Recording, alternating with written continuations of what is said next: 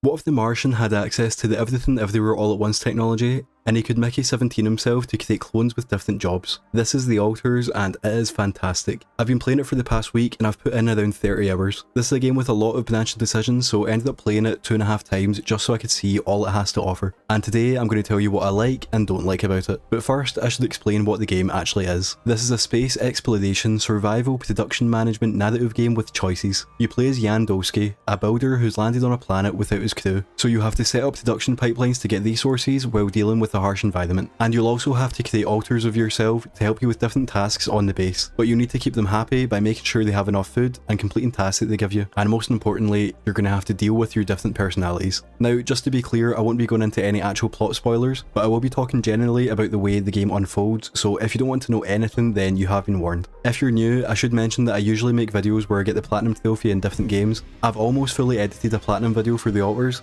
but because of the different choices in the game, there's one trophy that I just can't figure out how to get, basically. So if you're interested, hit subscribe, and hopefully that video should be up in a few days once I can talk to people who've played the game and get that trophy. So let's start with the base building aspect. In the game, there's a manageable amount of resources: metals, minerals, organics, rubidium, and enriched metals, which can then be defined into metals and organics. And all of these materials can be crafted into items in the workshop that will either let you be more productive or help you explore the world, or you can make food. The actual mining is quite simple.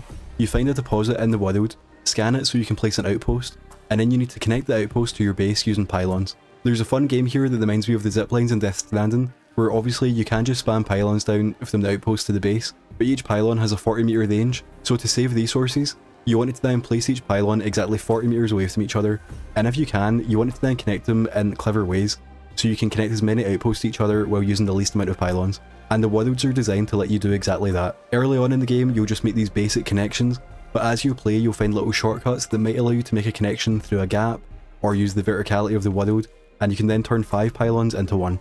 Once an outpost is connected, you can either send an alter to man it, or use it yourself. However, this will pass time, and the game does have a day and night cycle.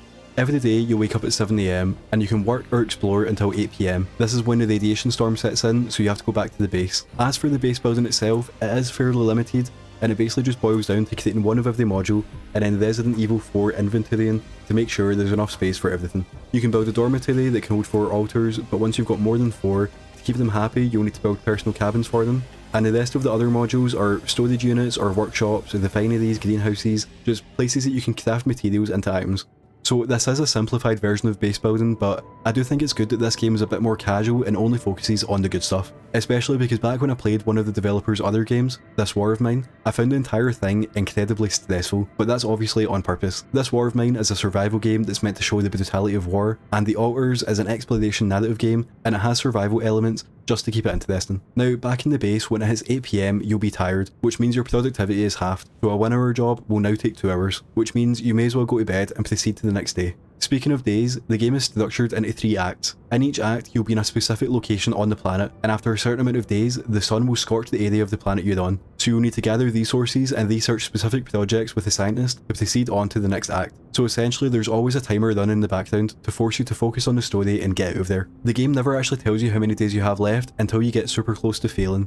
At the start of each day, you just get told the sun is far away, the sun is approaching, until the sun is dangerously close, and you've got 10 more days to leave. I love this looming threat.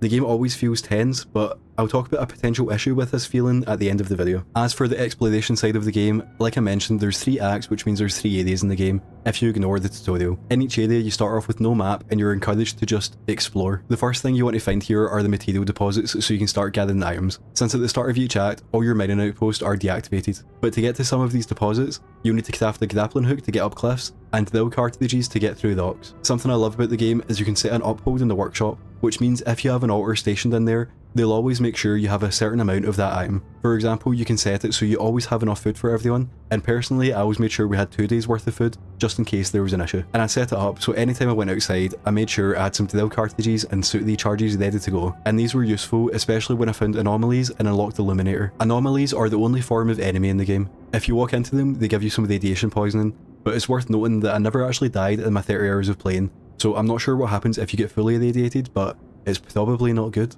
To defeat them and get them out of the way, you'll need to use some of your suit battery to shoot their cores. I'm actually glad the game doesn't have any actual combat, and I love the idea that it's just the planet versus you, and you, and you, and you, and you. Okay, so here's what you've been waiting for. The game is called The Altars, so let's talk about The Altars. In the game, you can have 6 altars at the one time, and in the tutorial, you're forced to make the technician, and he's kind of your core altar that will like progress the story and things like that. Now, the game doesn't explicitly force you to make him, but you do need the scientist to research some important story-based projects, so you do actually need him. However, the 4 other slots are completely up to you. So you play as Yandowski, and each of your altars are also Yandowski, but due to different decisions or circumstances, their lives turn out very different, and this results in them having different skills. In a gameplay sense, most of these skills just let you speed up a task or make it more efficient. For example, the botanist can turn organics into raw food faster, the doctor can both heal people faster and cook food faster, and the miner can mine faster. So in terms of gameplay, they're all fairly similar and they'll just help you around the base on their own way, but the game shines when you actually speak to them, because each character is written differently and they have their own thoughts on the idea of being an altar. They also have their own mini side quests that you can help them out with, and I highly recommend doing these. Some are fairly basic like the guard, but in my opinion the best one in the game is the miner. Like I said, I won't spoil too much, but his quest starts because each altar is a clone of your body, but with the altar's memory, and the miner has a very vivid memory of losing his arm in an accident, but this version of the miner still has it. Well, I used to be a miner, but then I lost my hand in an accident. Hey, wait a minute. What the fuck is this? And what follows is genuinely such a well-written side story that is completely optional, and the whole game is elevated by the voice acting. Now, I know the Keeleys are a big fan of nominating celebrities, and 2025 already has a ton of celebrities who could feasibly be nominated for Best Performance. But if Alex Jordan doesn't get nominated at the Game Awards, then something is wrong with the system. Alex Jordan voices every single one of the altars. There's a few other characters that you'll speak to on the comm system, but the majority of the game is the player voiced by Alex Jordan talking to Alex Jordan. You wanted to talk about something? Yeah. Thanks for checking up on me. I know you're dealing with a lot. Yeah, so, why don't you cut to the chase already? Sometimes you need to break up a fight between 2 Alex Jordans. I'm not touching this shit. We should get rid of it. Listen to me. Our bodies need all the help they can get. And other times you walk into the kitchen and you can listen to a whole bunch of Alex Jordans talking to each other. How about something from our old repertoire? We had a few hits up our sleeves. For crying out loud, can't you just let it go? Do you really want to sing something a 16-year-old version of yourself wrote? True. That could be a bit awkward. Huh. People liked our lyrics, but yeah, I guess they didn't age well. He is brilliant in this. You can tell that both him and the writing team have worked so hard to ensure that each of the altars feel unique. They have their own wants, needs, goals, and they all have the ability to convey that they've lived a whole different life to each other. I think it would be easy for the team to just go, okay, this is the Yan who became a definer, but instead they tell you how he became a definer and how did that change his life. By the time you get to the end of Act 1 and see that scene, I think you'll also fall in love with this game's cast, or lack thereof. Now let's finally talk about the choices, and before I say anything, I want to make it clear that I do like how the game works. But I think some people are going to be disappointed, because other than which altars you're going to pick and the actual dialogue choices you make when you talk to them, there's essentially only one major choice in the game. It does have repercussions and it does feel big, but I've seen some people in Blue Sky that are excited for the game compare it to Life is Strange and even Disco Elysium, and I just think it's important to note that this game is not like that at all. And like I said, I don't think this is an issue, because the story you build is through the small choices, and it's by exploring your altar's thoughts on each situation.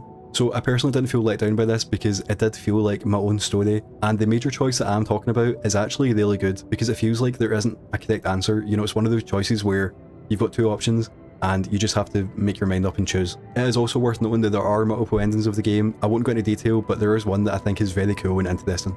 And there are also a few secret choices that exist in the game, which I definitely won't be spoiling, but it was quite fun trying to work out how to get certain trophies. When I say secret choices, I mean the game doesn't explicitly tell you how to do things, but based on discussions with the altars, you can purposely set up scenarios which might unlock something new. For example, on my first playthrough, which took 16 hours, I managed to complete every single one of my altar stories. Then I loaded up an earlier save to play a few more hours and get a different ending, while creating different altars to finish their stories, and then I started the entire game from scratch with my remaining altars.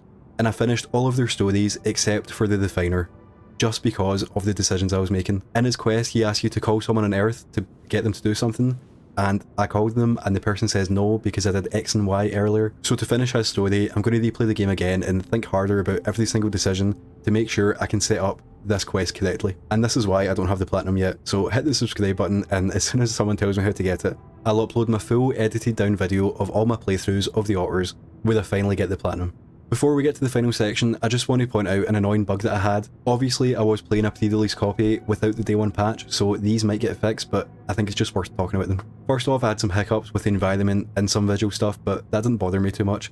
What did bother me was the frequent game crashes. In the third act of the game would just crash at random points, and what makes this so devastating is the game only saves at the start of a new day. Now the game incentivizes you to do as much as possible in the one day, so on one of these days, I went out to speak to someone, set up a mining outpost, came back to the base and finished the side quest, went out to mine stuff, crafted an item, head back into the world to give the item to someone, and as soon as I came back to the base, the game crashed. So I loaded up at the start of that day again, and I went out to speak to someone, set up a mining outpost, came back to the base to finish the side quest, went out to mine stuff, crafted an item, gave the item to someone, and then as soon as I came back to the base, the game crashed. So then I did this for a third time and the game crashed, and I lost about 20 minutes of progress each day. So from then on, I started being more careful with how much I did in the one day, and sometimes I would go to sleep at 5 PM just to ensure that I would save the game and I wouldn't lose any progress. This obviously is not how you're meant to play the game, and it did kind of ruin the experience for me. However, it is worth noting that on my second and a half playthrough, the game didn't crash at all. So, you know, I don't know why this is happening, your mileage may vary. If it's relevant, I was playing the game on a PS5 Pro, but like I said, hopefully this will be patched by launch, and if not, it will be patched soon after. Now, I'm almost done with my review, and I've covered almost everything that I want to cover. But there is one thing that I want to talk about that might ruin your experience with the game if you know about it. So if you want to click off now, then that's fine, and I hope you enjoy the game because I genuinely loved it. I obviously still have more of the game to play, but on Backlogged I'm thinking 4 stars, maybe even 4.5, because I think this game is like special. I don't know if that, it just has this kind of energy that's like, I feel like all of the parts of the game are good in their own way, but just the way they come together, it does kind of feel like it's a game I've never played before, and it kind of just has this like spark to it, which is exciting. So here is your final warning for light mechanical spoilers. This game is incredibly easy. On my first playthrough, it felt like the world was constantly ending. Okay, I need to make sure that I've got enough food for everyone. Okay, now they're asking for high quality food. Okay, now I have to build beds to keep everyone happy. There's a magnetic storm, everyone's got a radiation poisoning, hope people don't get sick. I need to build an infirmary, I need to get a doctor. The whole game I was just thinking like this, and like honestly I loved it, you know, in that way that it's like the game is painful, but you know, like that's the point. So the whole game I was just thinking, if I don't keep everyone healthy and happy, then this game is going to be too hard, I'm going to get a game over and I'm going to have to reload a save. But near the end of my time with the game, for reasons I'll explain in the Platinum video, I wanted to purposefully kill someone. And it took ages. First I binned all of the food and I didn't let them make any more. Then I got rid of all the beds so they can't go to sleep. And I kept sending the doctor out to an irradiated zone. And he would just not die. And neither would everyone else who hadn't eaten for 15 to 20 days. And they kept saying like, can we get food? But they weren't doing anything about it. You know, there's like a rebellion system in the game where they can fight back against you, but they just didn't. And you know, like I thought that would happen. At one point while I was trying to kill the doctor, I actually ran out the in-game timer before anyone individually had died. So honestly, like I know this sounds like a negative, but I think this is interesting because the game markets itself as being a tough survival game, but it's not.